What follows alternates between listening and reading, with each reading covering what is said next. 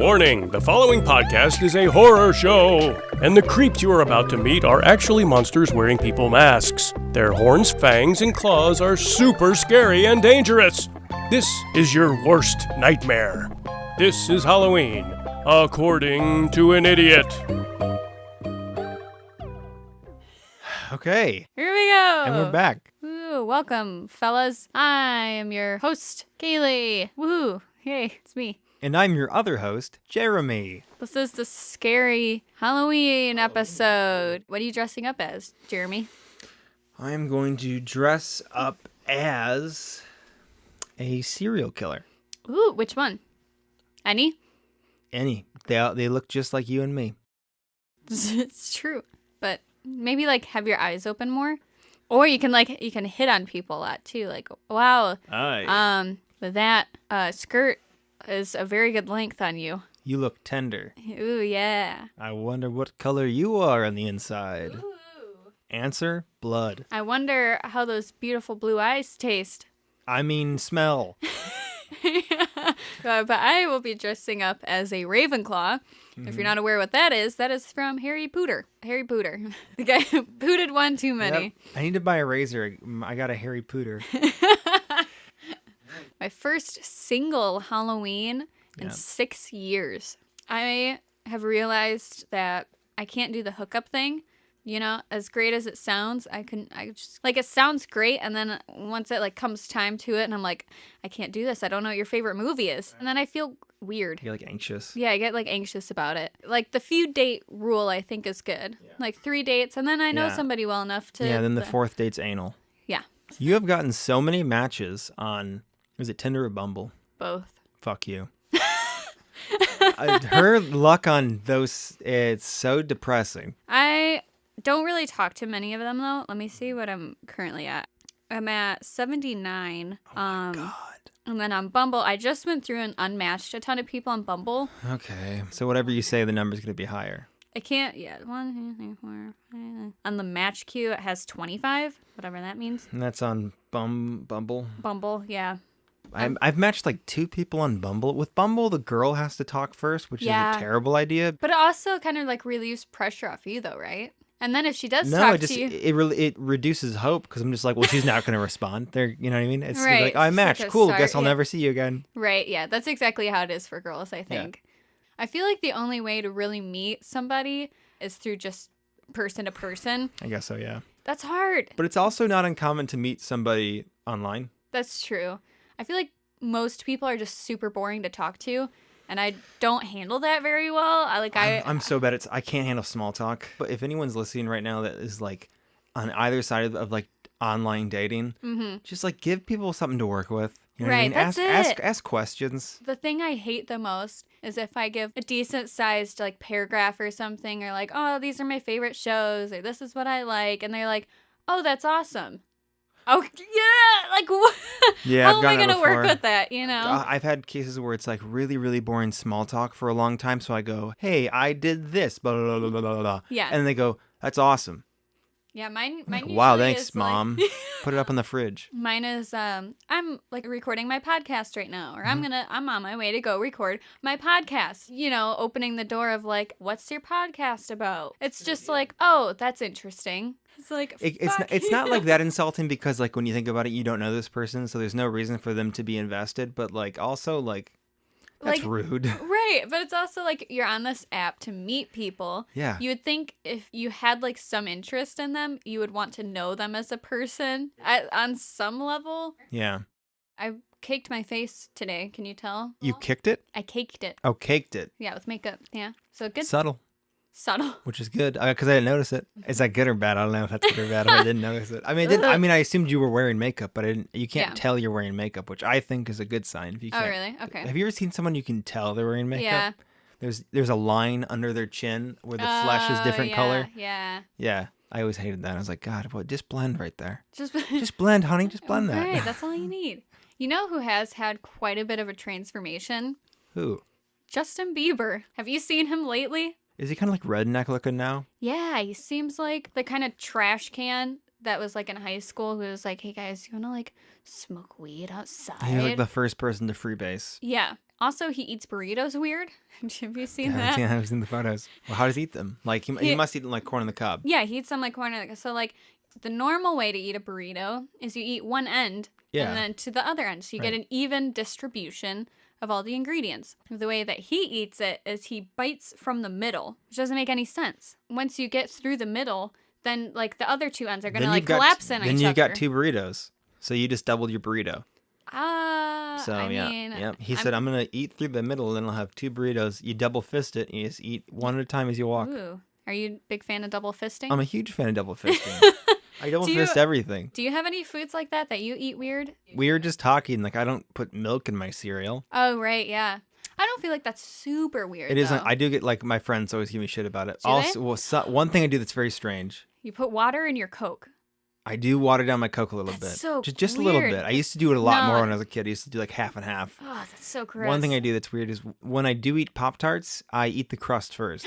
I do too. That was going to be mine. Yeah. What I do is I get the chocolate fudge Pop-Tarts and I toast them. And then I eat then it's like a pastry. Yeah, then I eat the crust first and then I slide the 2 halves apart. I've done that before. Yeah, so I get two Pop-Tarts. And that's just like chocolate.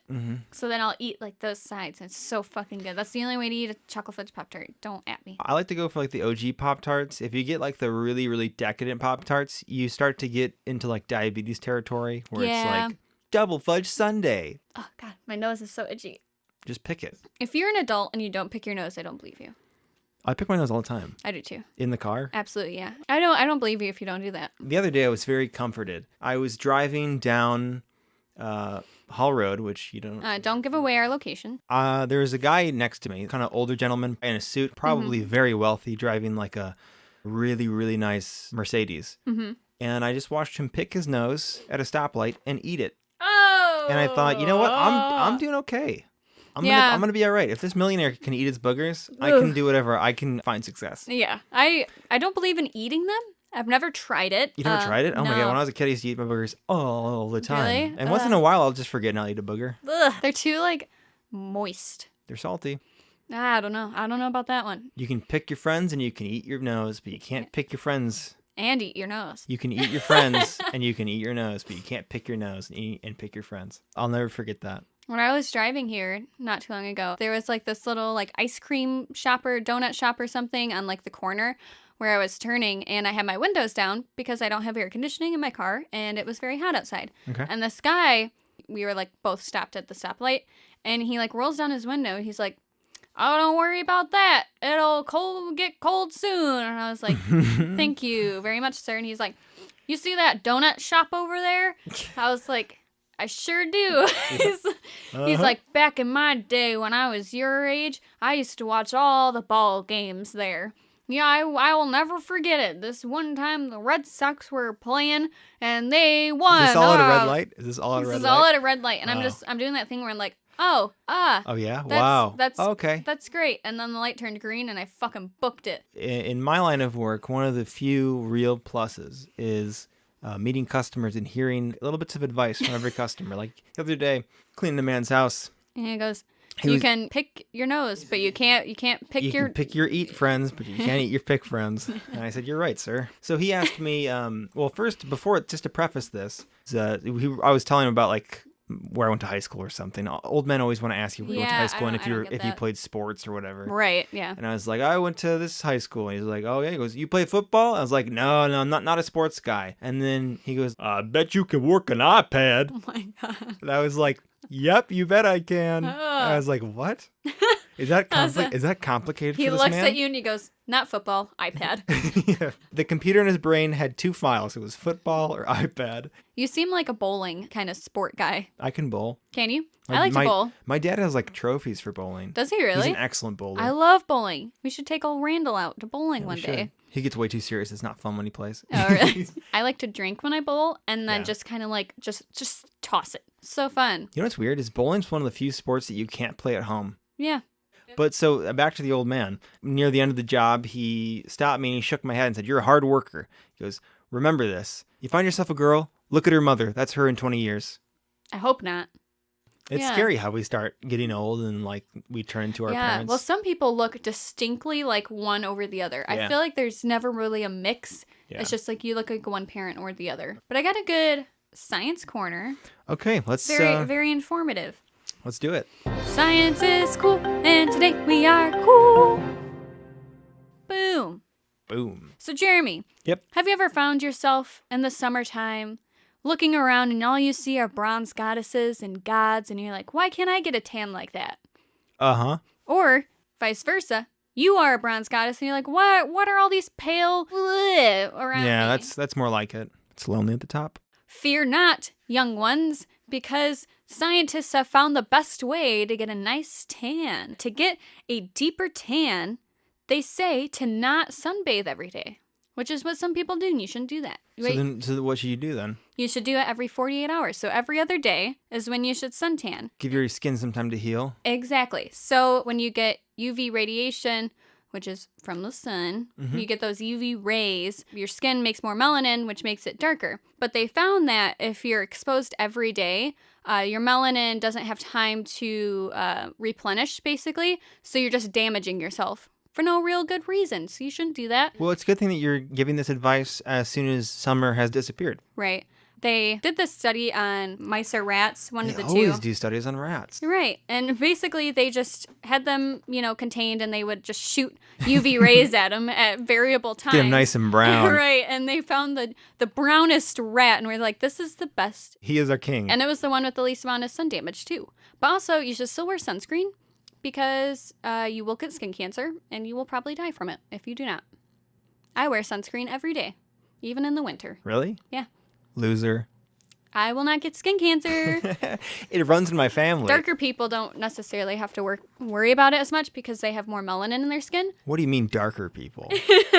People with darker complexions don't necessarily have to worry about it as much because they have a better barrier against UV radiation. Doesn't mean they're completely resistant against skin cancer, but people with lighter complexions definitely need to wear their sunscreen. Oh, I get burned so easy. Oh, yeah, and that's so bad. Like, it's disgusting. But now I can learn and I can be part of that top tier sexy brown goddess. Or you can be like me and stay inside the entire summer and then just never get a tan at all. I want to introduce a new segment I call Time Machine. Don't know a goddamn thing about this shit. The idea of this segment is I look back at snippets of history and tell you the things that you don't want to know about back in the day. So today's time machine is going to look at syphilis. Ooh. French sex zombies. Okay, so syphilis, also known as Treponema pallidum. It enters the bloodstream, and if untreated, it attacks the nervous system, heart, internal organs, and brain. So it can really mess you up. It's what caused Al Capone's death. Was it really? He let it get to his brain. Yeah, syphilis really fucked people up. Because guys would just sleep with prostitutes and then right. Oh, I got pus coming out my dick. And then just didn't do anything and they went to their brain. Right, yeah. They soaked it in water. Yeah. Hoped it would go away. That'll do it. Put some soap on it. So until the arrival of penicillin in 1928 and then its eventual use for syphilis treatment in 1947, there was no cure for syphilis. So the first recorded outbreak of syphilis was between 1494 and 1495 in Naples, Italy. It occurred during a French invasion, and it was spread mostly through the brothels by the French soldiers. That's where it got coined the term the French disease. It didn't take long for it to spread at all, so pretty much how it went was... Yeah, because it was quick. Yeah, Super quick. Back then, Supersonic. and probably still today, but especially back then, people were no one was faithful. So let's say the French soldiers go to the prostitute, give them syphilis. An Italian man goes to the prostitute, he gets syphilis, he goes back, gives it to his wife. The wife gives it to the child through breastfeeding. Also, wet nurses would get syphilis and then breastfeed a child and give the child syphilis. Yeah. It's crazy. There's two theories really about where it came from. There's the Columbian theory, which says that syphilis was like a New World disease and was brought back from explorers such as Columbus. That's pretty much his crew. All the worst diseases came from fucking Columbus. Yeah. He gave the Native Americans smallpox, and in return, they gave him syphilis. I don't know if Columbus had it, but his crew certainly did, and they brought it back, and it spread very quickly. Because Columbus's first voyages took place just 3 years before the first outbreak in Naples. So, but there's also the pre-Columbian theory, which says that it existed for a long time before that, but it was just always confused with leprosy. Yeah, yeah. Wait, and then Leprosy it is fucked too. Leprosy is fucked up. Yeah, I have I'm this so glad that's like gone. mostly. So pretty much regardless of wherever it came from, the bacterium really took to the low immunity of the European population. So it just spread across Europe. It was like so common to the point where like back in like revolutionary times, like when you think of powdered wigs, Yeah. a lot of times that was because they lost their hair to syphilis. You know, I just read, sorry to deviate a little bit. Totally, go ahead. But back in that time period of like Victorian England, the standard of beauty was pale skin, a little bit of sweat so it looked dewy, red looking lips, you know, like Snow White kind of, Yep. small figured, you know, skinny, whatever. It came about actually from people getting consumption or tuberculosis.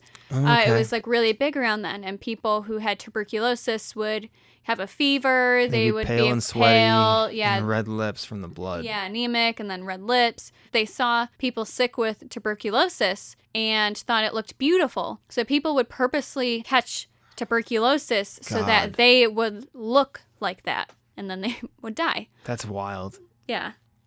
Yeah, so let's go back to Italy for a second. When Sorry. when the syphilis outbreak was in full effect. You don't think of the Renaissance like this, but the Renaissance was surprisingly slutty. Brothels were huge, and people were just sticking their member in whatever they could find. The disease kind of leveled a lot of very powerful people, you know, because nobody was safe from it. And the disease even sort of served the Catholic Church a steaming cup of canker-covered justice, because Nice. even like everyone from priests to altar boys would have syphilis. As the disease spread, it made itself known by what were called purple flowers, which were just lesions on your skin, sometimes painless bumps that were just darkly colored. Yeah. They would call them purple flowers, which often appeared on the faces of priests, cardinals, and even the Pope. Huh. So everyone knew no one's celibate. No. So it did put a strain on the church and its reputation, which is still around today, that strain. Huh. That's That's really interesting. first time people could point a finger and say, you know, follow your own, you know, rules. Yeah. The hypocrisy was very evident. At its peak, syphilis was causing widespread agony and disfigurement. Apparently, it was insanely painful. Yeah, it was. Well, I mean, if you think about it, they have like those big old cankers like on their Right, dicks and right. stuff. And That's like weeping and it's like pussy. it would appear on other parts of your groin and body, and like people would Yeah. lose their fingers to it. It was very much like leprosy, where you would just start falling apart. Exactly. Yeah. Wild. You would see people walking around the street with like their faces falling off. Yeah. Like it was like really, I'm probably terrifying. Imagine being a Yeah. kid and just walking through the city and seeing some Right. dude in an alleyway It's with like his eyes gone. it's all because of fucking. All because That's we just for a few seconds of lust. right, and that's all. That's God saying, "Hey, stop having sex, Yeah. or I'm gonna make your eyes fall out." Yep. Historians can now like estimate that a fifth of the population had syphilis at one time or another. That's crazy. So one account described it to, quote, cause flesh to fall from a person's face and led to death within a few months. Additionally, the disease led to, quote, complete destruction of the lips, others the nose, and even more so the genitals. People lost hands, feet, eyes, and noses to the outbreak. I just wanted to ruin everyone's day. So what's kind of interesting is doctor-patient confidentiality sort of has its roots in syphilis. People that could afford to pay for treatment also paid for silence. They'd be like, help me treat this illness, but don't let anybody know I have it. And so what's interesting is this is when you start seeing people treat it with mercury. Oh, mercury's like, will kill you on its own. So they would like inject it, they would rub it on the skin. Looking back on it, it's hilarious because like the things they were doing without knowing it was so lethal. They would literally get people in a big room, start a little like bonfire, and then just like throw mercury into the fire. And they would have just people just like soak in the room with the mercury. No, Yeah, that was one of the treatments. I remember this story, hearing about it in like lab safety and stuff. There was a scientist who was working with mercury. Most people don't because it's deadly. And she was wearing gloves and everything, and a drop of it landed on her hand. Well, she like washed it off, you know, following lab procedures, whatever, and didn't really worry about it. And, you know, she was fine for a few weeks. And then she ended up in the hospital with organ failure and like all this crazy, and she just died from literally a drop of mercury landing on her hand. Yeah. And it like got through the glove, through her circulation. I'm and sure back everything. then it wasn't as concentrated, but still. Still, fucking don't bathe in mercury. Again, like there's no proof this ever worked. And also, like they said, people died within months. So regardless, these treatments were leading to dead people. And they just thought, well, it's the disease. It's not the mercury. Let's keep on rubbing this on your fucking chest like a Vicks Vapor Rub. Also, like physicians back in that time period. They didn't know anything. It's like, doctor, I have a stomach ache. What can I do? And they're like, maybe you should eat a lamb's heart. And they're like, okay, thank you, doctor. Yeah. Here's my money. Do you know any elves? Kill an elf and eat their ears. Okay, I'll try that. All right.